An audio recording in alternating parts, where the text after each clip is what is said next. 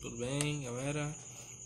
Falando aqui um pouco resumidamente sobre o Oliver Cromwell. Cromwell é um nome difícil de falar, né? Mas vamos lá. Oliver Cromwell foi um general que comandou o exército puritano que derrubou Carlos I na Guerra Civil Inglesa em 1142 e 1149, esses anos, instaurando uma república puritana na Grã-Bretanha.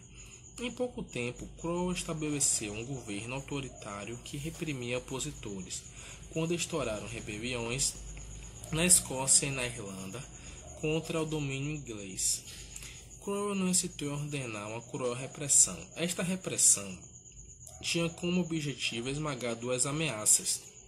De um lado, a aristocracia feudal, que queria de volta ao absolutismo, do outro lado a população de classes baixas, que participou da guerra, mas infelizmente não ganhou nada, né? Classe baixa nunca ganha nada.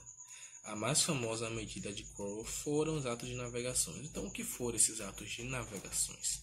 Só poderiam comerciar com a Inglaterra os navios dos países de origem e de mercadoria da própria Inglaterra. A medida, atingiu em cheio as companhias de navegações holandesas que transportavam mercadorias de outros países. Como era de se prever, as duas potências iniciaram uma longa guerra pelo domínio dos mares. No começo do século XVIII, a Inglaterra já claramente era vencedora. Por fim, em 1143, Cromwell dissolveu o parlamento. Com o apoio dos militares e da burguesia, implantou uma ditadura, a chamada ditadura puritana.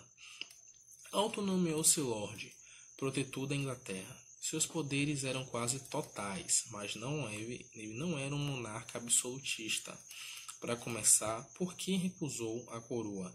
Além disso, o novo governo identificava-se mais com a burguesia urbana e a nobreza aburguesada do que com a antiga aristocracia. O governo de Cromwell misturou tolerância com fanatismo. Embora tivesse sido duro com os católicos irlandeses, era liberal em relação às correntes religiosas na Inglaterra. Então vimos aí um pouco sobre o governo de Oliver Cromwell. Vamos passar aqui a mais sobre o vídeo com Ismael, falando um pouco sobre os atos de navegação. Obrigado, até mais.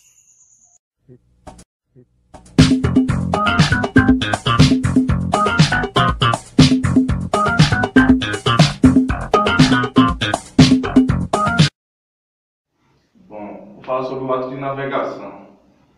O ato de navegação foi publicado pela Inglaterra em 1651, determinando do que as mercadorias importadas pelos países europeus só poderiam chegar a seus respectivos portos se fosse através de navios ingleses ou do país em questão.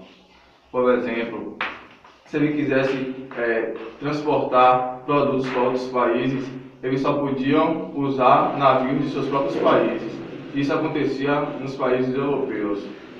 Desde o final do século XVI, a Holanda havia alcançado um patamar expoente no comércio marítimo mundial, desenvolvido em função das grandes navegações que acrescentaram à Europa o Novo Mundo. A Holanda caracterizou por realizar transportes e comércios marítimos de boa qualidade, o que causou o seu enriquecimento. A Inglaterra era outro país europeu em pleno crescimento. Portugal e Espanha foram os dois primeiros países a se lançar aos mares, mas não souberam administrar suas riquezas que encontravam pelo mundo e acabavam sucumbindo a outras nações. Em 1649, Oliver Cromwell assumiu o governo inglês e proclamou a República. 2 anos depois, em 1651, promulgou o ato que chocaria as fontes financeiras da Holanda, o Ato de Navegação. A medida atacou diretamente o período naval e comercial dos holandeses, os quais anulavam mercadorias para outros países.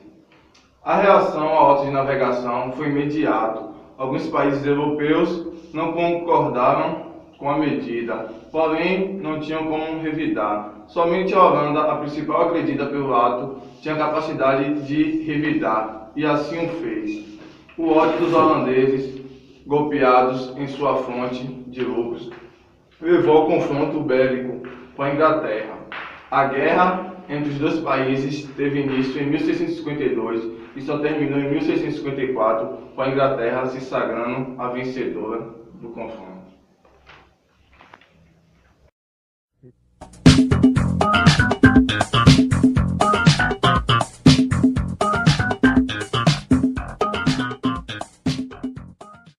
Os niveladores e escavadores eram grupos radicais da Revolução Inglesa, que atuaram primeiro ao lado do parlamento contra o absolutismo de Carlos I, e depois em confronto com os elementos moderados da Revolução e contra Cromwell. A diferença era o grupo social. Os niveladores tinham um programa limitado à eliminação das diferenças de posição entre a classe média, tanto rural, os homens, quanto urbana, e os aristocratas, cavalheiros que tinham sustentado os Stuart. Já os cavadores iam mais além, porque queriam a abolição das diferenças de renda, criando a sociedade socialmente igualitária. A partir do inglês do século XVIII, extrema esquerda dos niveladores, os cavadores interessam-se mais pela reforma econômica e social. O seu chefe, Graham Stanley, apresentava o livro Law of Freedom, um esboço de filosofia proletária. São os cavadores mais próximos dos meios proletários, enquanto os niveladores são, na maioria, pequenos proprietários. Eles defendem o direito inato à existência e têm aversão ao comércio, embora anticlericais, têm inspiração religiosa, chamando a Jesus Cristo o primeiro dos niveladores. Insistem na excelência da propriedade comunitária, mas não recebem uma revolução violenta. Para Jean Church, o ideário do Stanley seria o comunismo utópico.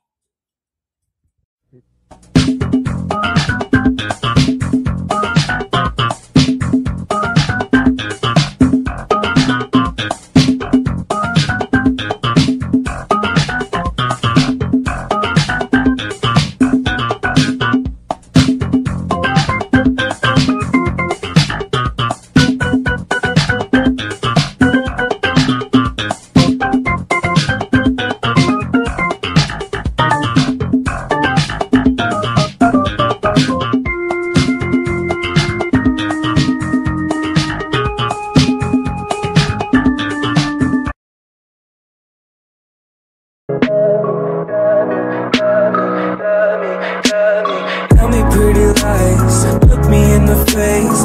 Tell me that you love me, even if it's fake.